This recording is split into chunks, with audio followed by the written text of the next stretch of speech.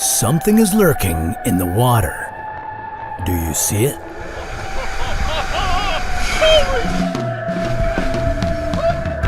Close calls like this happen with whales more often than you might expect. And although the people in these videos got away relatively unscathed, there's no denying that they were just meters away from being a whale's lunch. But what would happen if they hadn't been so lucky? Could a human body survive being swallowed by a whale? Has it ever happened before?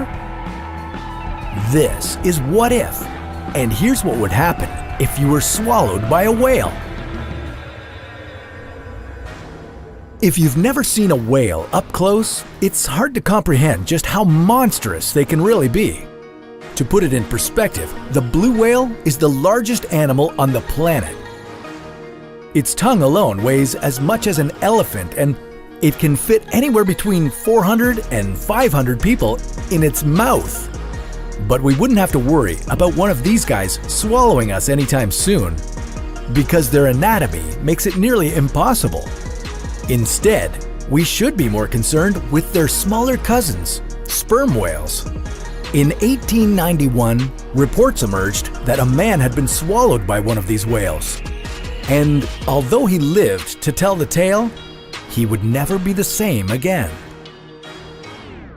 According to the story, James Bartley was swallowed when a whale attacked his ship, and he wasn't retrieved until the following day.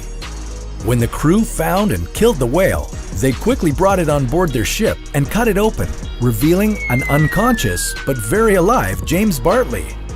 His face and arms were bleached white, and he was blind, all thanks to the stomach acids of the whale. However, as the years went by, people started poking holes in this story and questioned whether James had really been swallowed by a whale. I mean, wouldn't the stomach acids do more damage than just bleaching his skin? Well, with the power of science, we took a closer look, and we quickly discovered that if you get swallowed by a whale, coming back out with shiny white skin would be the least of your worries. Okay, so the first thing you'd have to worry about once you were swallowed would be getting shredded to pieces by the sperm whale's impressive set of teeth. Each tooth is approximately 20 centimeters long. That's about the length of an average chef knife, and whales have anywhere from 40 to 50 of these. Let's say you're lucky enough to make it past all of them. Next, you'd begin your descent down the throat. Not only would it be dark and slimy down here, but you'd also find it hard to breathe due to the lack of oxygen and an increase in methane gas. As the whale's throat muscles constricted in and out to help force you down, you'd also start to feel hydrochloric acid beginning to eat away at your skin. I know what you're thinking. We just got into this whale, and James Bartley's story already seems pretty fishy. Well, you're not wrong, but what would be the fun in stopping now? So next, you'd be dropped into the first and largest of the whale's 4 stomachs.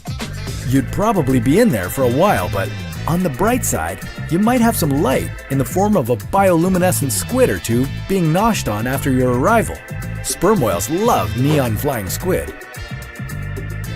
You'd better enjoy this brief light show, because after this, you'd just be tossed from one stomach to the next, with the acids breaking down almost all of your body until you're just a bunch of bones being unceremoniously ejected from the whale's anus.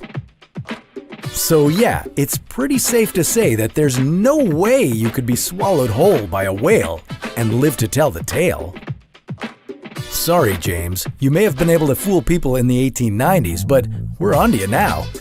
As vast as they are and as monstrous as they might seem to us, whales actually have no interest in eating humans. And if they could talk, they would probably make a point of telling us that.